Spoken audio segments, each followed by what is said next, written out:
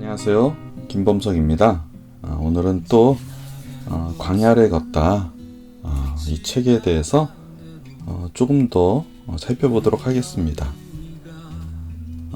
35페이지고요. 오늘은 함께 광야를 걷다 책을 나눔으로써 세상 속의 하나님 나라를 조금 더 생각해보는 시간을 갖도록 합니다.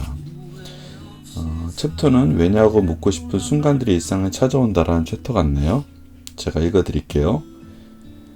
20대 청년 시절 나는 아버지가 하시던 노숙인 사역과 쪽방촌 사역을 도우면서 한편으론 조직신학 교수가 되겠다는 원대한 비전을 품고 공부하는 꿈 많은 신학생이었습니다. 그러나 1997년 초 하루아침에 집안에 엄청난 빚을 떠안게 되면서 신학교를 그만두게 되었다. 그리고 언제까지라는 기약도 없이 새벽 시장에서 도매로 과일을 파는 장사를 시작했다. 무작정 뛰어든 시장은 내 인생에서 처음으로 들어선 낯설고 불편한 광야였다. 그 시절엔 기회만 된다면 어떻게든지 그 환경을 탈출하고만 싶었다. 아내가 고깃집에 취직했다. 당시 돈을 벌기 위해 일자리를 구하던 아내는 동네 근처에 유명한 고깃집에 취직을 했다. 카운터를 보는 격리로 들어갔으나 바쁘면 고기와 음식을 나르는 일도 한다고 했다. 험한 일은 별로 해본 적이 없는 아내에게 식당에서 고기를 나르고 음식을 차리고 치우는 일은 만만치 않았다. 여보, 당신이 벌어봤자 얼마나 번다고? 그러다 몸 상해요. 아내의 건강에 걱정되어 말렸으나 아내는 할 수 있다고 우기면서 일을 시작했다. 그날 이후 아내는 매일같이 밤 11시가 넘어 거의 초주검으로 돌아와 밤새 끙끙 앓다가 다음날 오전이면 아픈 몸을 이끌고 식당으로 다시 나간 일을 반복했다. 몸으로 하는 일을 처음 해보는 아내는 예상대로 매우 힘들어했다. 처음에는 그런 아내가 무척이나 안쓰러웠다. 그런데 시간이 흐르면서 아내가 벌어온 팁과 가끔씩 손님이 남기고 간 파지 고기를 먹는 일이 점점 늘어나자 아내가 일하는 것이 또 아내가 하는 그 일이 점점 좋아지게 되는 것 같다. 우리 형편에 처음부터 어렵진 않았다. 나는 신학교를 다니고 있었고 아내는 목회자 3호로서 준비를 하던 시기에 친형이 하던 사업이 크게 부도가 났다. 설상가상으로 형이 부도 전에 많은 대출을 받았는데 그 모든 대출에 우리 부모님이 연대보증을 섰던 것이다. 연대보증이 얼마나 무서운지는 형이 하던 사업에 부도가 나고 형이 도망가고 나서 알게 되었다. 말 그대로 집안 전체가 부도가 나버린 것이다. 형은 빚쟁이를 피해 도망 다녔고 난 순식간에 부모님의 생계를 책임지는 가장이 되었다. 신학 공부는 고사하고 당장 먹고 살 돈 한 푼이 없었다. 배운 게 도둑질이라고 어린 시절부터 어머니가 과일 장사를 하는 것을 보고 자라선지 난 과일 장사를 하자고 마음먹었고 당장 영등포 새벽 시장에 들어가 일을 시작했다. 하지만 장사를 해본 경험이 없다 보니 힘들게 수고해도 돈을 버는 날보다 손해보고 돈을 메워 넣고 하는 그날이 더 많았다. 시상 사람들은 처음 일을 해서 매사에 서툰 나를 비웃고 무시했다. 한편 신학교에 함께 공부하던 친구들은 그중 유학을 가거나 전도사가 되어 교회에서 사역을 시작했다.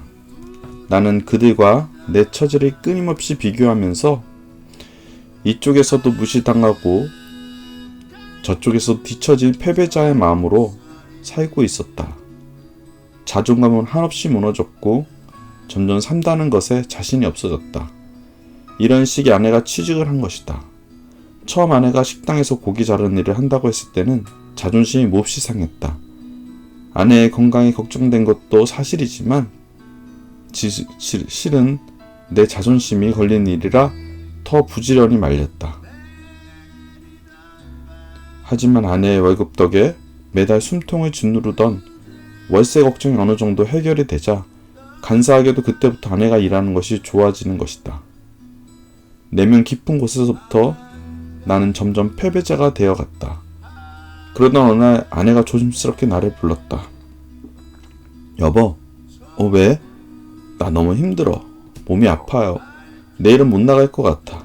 어떻게 하지? 처음부터 반대한 일이었기에 아내가 말을 꺼낸 것을 나는 더 적극적으로 반겼어야 했다. 그런데 내 속마음은 그렇지 못했다. 일을 버텨내지 못한 아내에게 내심 서운한 것이다. 아니, 그거 하나 못 견디나?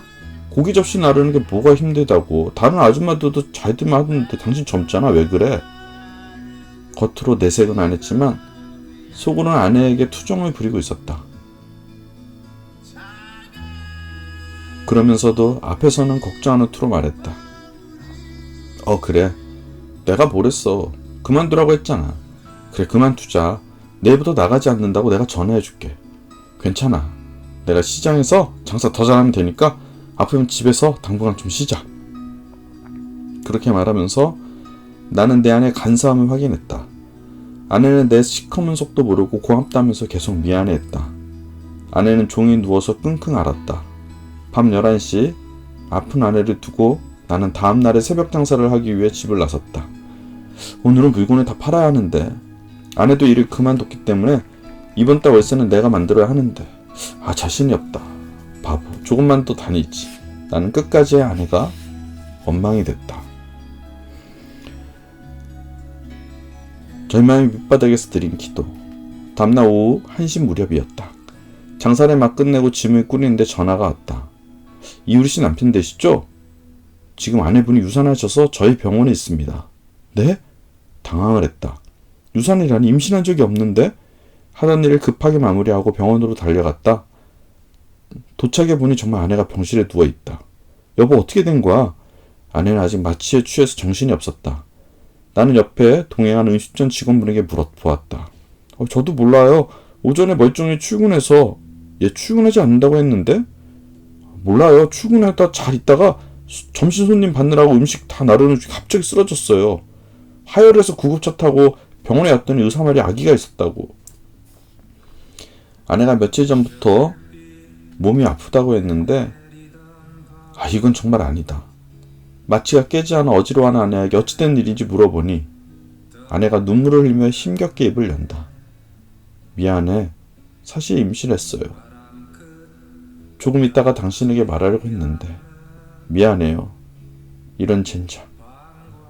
임신으로 몸이 힘들고 아팠던 아내에게 단지 돈 때문에 일을 더 했으면 하는 마음을 가졌던 내 자신이 너무 싫었다.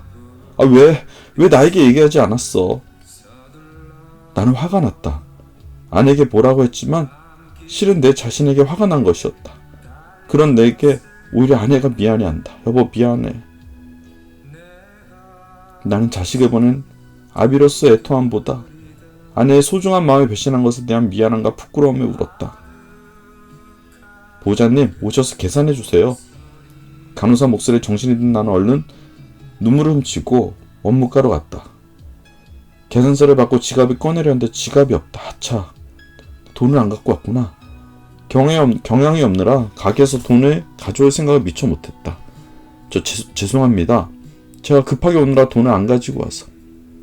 죄송하지만 제 주민등록증과 핸드폰을 맡길게요. 아내를 먼저 집에 데려다 놓고 이따 가지고 오면 안 될까요? 나는 간신히 허락을 받았다.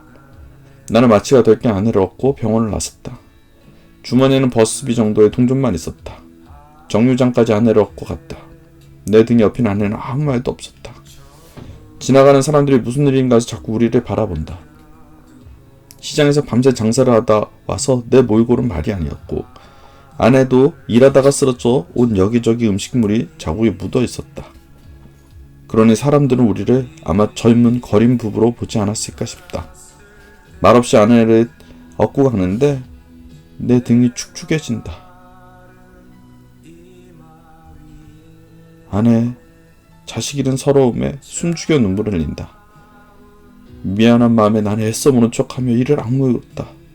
하지만 참아보려 해도 나 역시 터져나온 눈물을 막을 수가 없었다. 결국 아내를 따라 서럽게 같이 울고 말았다. 여보, 아까 화내서 미안해. 다 내가 못나서 미안해. 너무 미안해서 목이 메었다. 불과 몇 시간 전까지 그까지 식당을 왜 못해라고 생각하면서 아내가 계속 나가주길 바랐는데 돈에 대한 미련 때문에 마음으로 불평했던 내 자신이 너무 미웠다.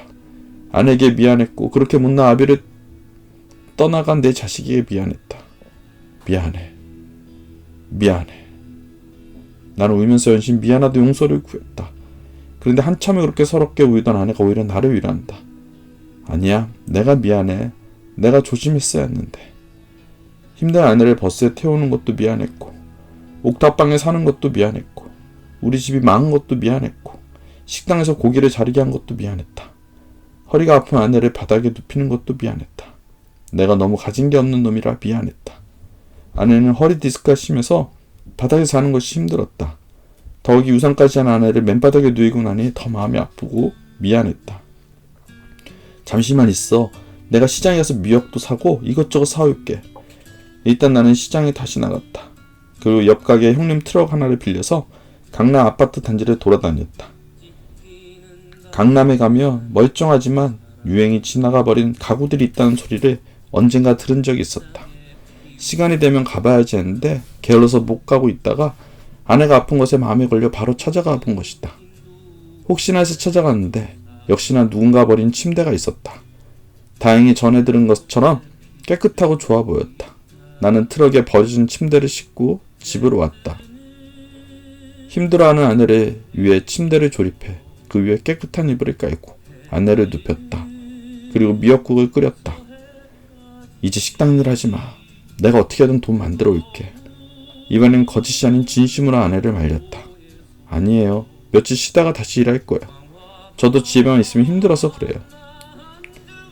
고집 피운 아내에게 더 미안한 마음이 들었다. 하나님 도와주세요. 제가 이 여자를 행복하게 해줄 수 있도록 도와주세요. 기도가 절로 나왔다.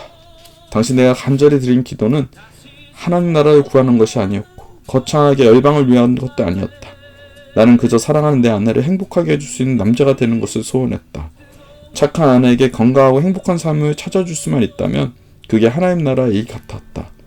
그 후 나는 시장에서 더 열심히 일을 했고 아내는 고깃집을 그만두고 우리 가게 옆에 있는 한 형님 가게에서 회계일을 맡게 되었다.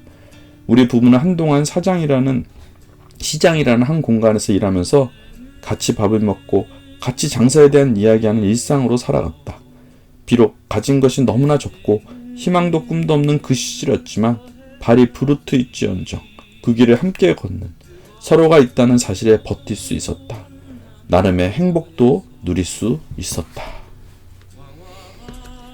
오늘은 여기까지입니다. 당시 내 생각하니 참 마음이 새롭네요. 초심을 잃지 않고 열심히 살아가도록 하겠습니다. 여러분들도 초심 잃지 않고 정말 하루하루를 하나님 안에서 바르게 사는 저와 여러분 되길 바라겠습니다. 여러분 오늘도 승리하세요.